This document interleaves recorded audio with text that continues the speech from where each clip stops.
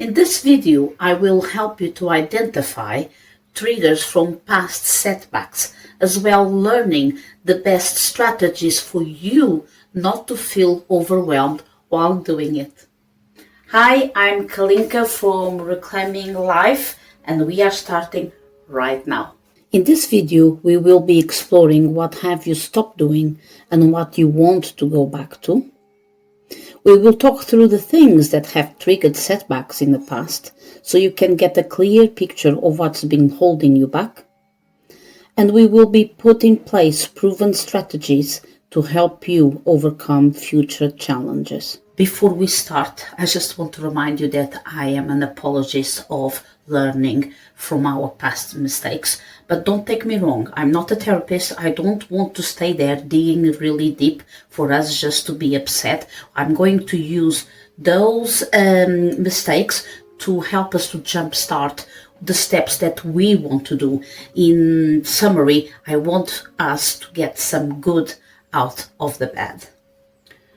Although this video is focused on the weight loss journey, you can apply these steps on anything, especially related to health lifestyle.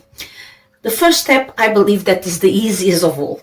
You just have to figure out the 3 or 4 things. Don't go overboard. Just think about 3 or 4 things that you used to do and now you don't do anymore. And those were helping you, were aiding you on this weight loss journey. Which are yours? Mine, for example, used to be walking. At the end, I was already having a 16,000 steps average of walking per day. And suddenly, out of the blue, I used 3 days of rain as an excuse not to do it anymore. After months of cold, snow, rain, what was all of that? I want to go back to my walking. What do you want to go back to? It is that part of the video that we are going to put in place strategies to find out, to identify all these triggers. If you are able to sit at the table and just think about everything that I'm about to tell you, it's fine. But it is a little bit overwhelming. My advice to you is to spread paper around the house, take the time, and every time that you think about something, you go and you make a note, even if it's silly, even if you think that it doesn't matter, just make notes. We deal with all the notes in a minute. This one will be the tough one. It's very difficult for us to be able to look back and see what we've done wrong, especially if we are looking and trying to engage in weight loss. Sometimes we can't see it because we just don't realize or we are not conscious of it. Some of the times we are just not that keen to admit that we were wrong. But this is really important. You are going to think about what were you doing when you look back and see yourself during a setback. What were you doing? Where were you? I can give you an idea of what I was doing. I was sitting on this sofa here, afternoon after afternoon after afternoon. And that was me day in, day out. I don't know how I got there, but when I look back, that's what I see. What do you see? What were you doing? Where were you? Now that you understand what I mean by find out or identify where you see yourself more often during the time that you had a setback, I want you to think about 2 more, and you're going to write those down. If it comes to you like 3, 4, 5, write those down, and you will later on, you will choose which ones do you think that are more important. At the same time, I also want you to think about what was happening in your life. For example, one of the times I was quite ill.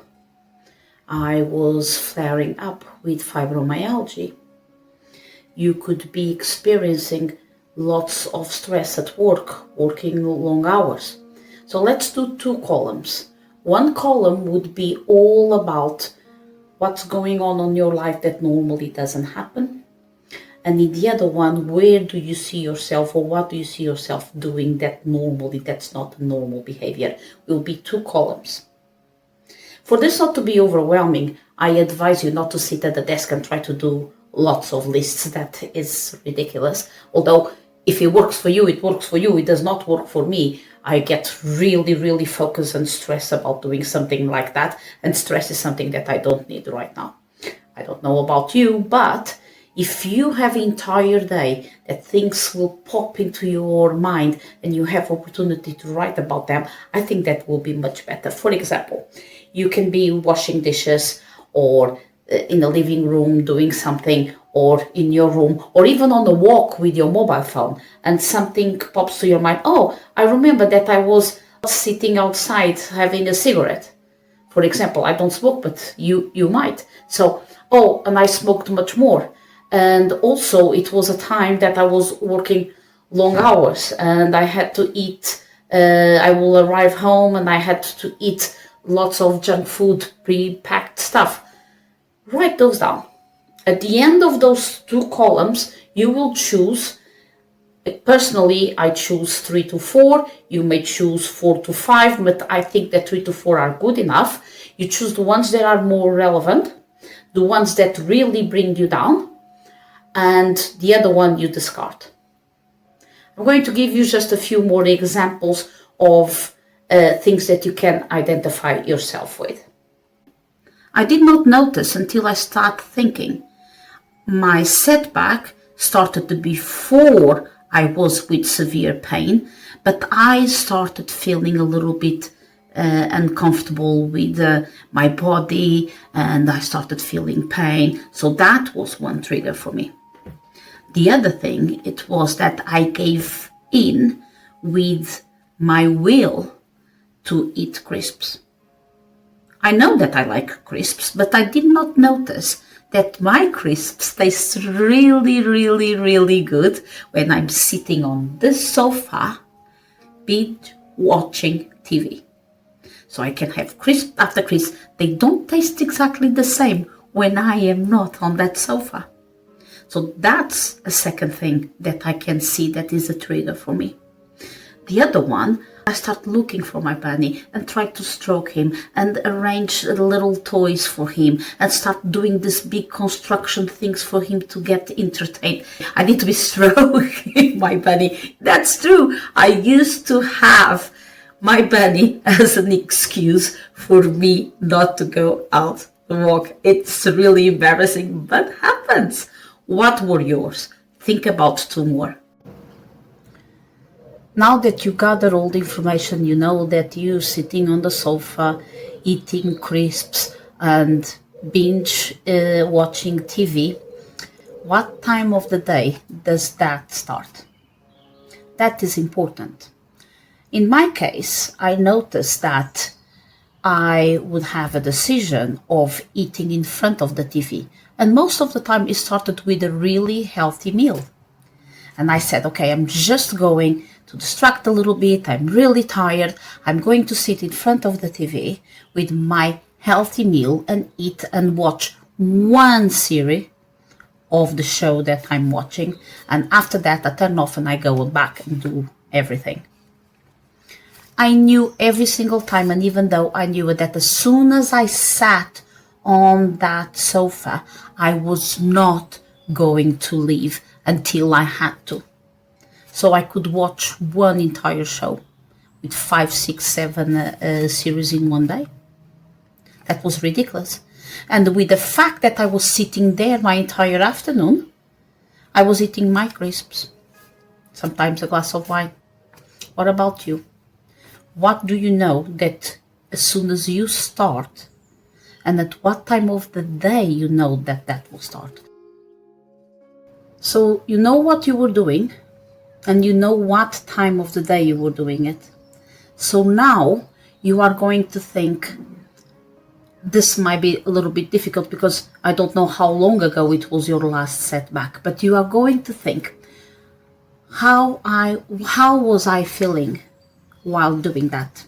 You don't need to go really deep, but things like I was really depressed, I was tired, I was sad, I was happy.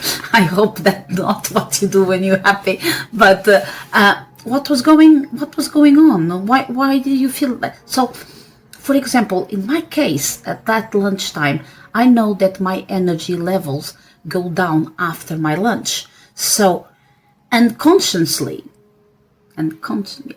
not conscious, I was not conscious of my anticipation of my tiredness.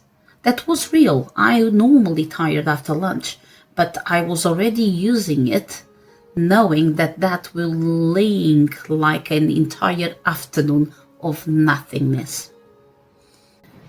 You know what were you doing, you know what time of the day you were doing, and you know how you were feeling.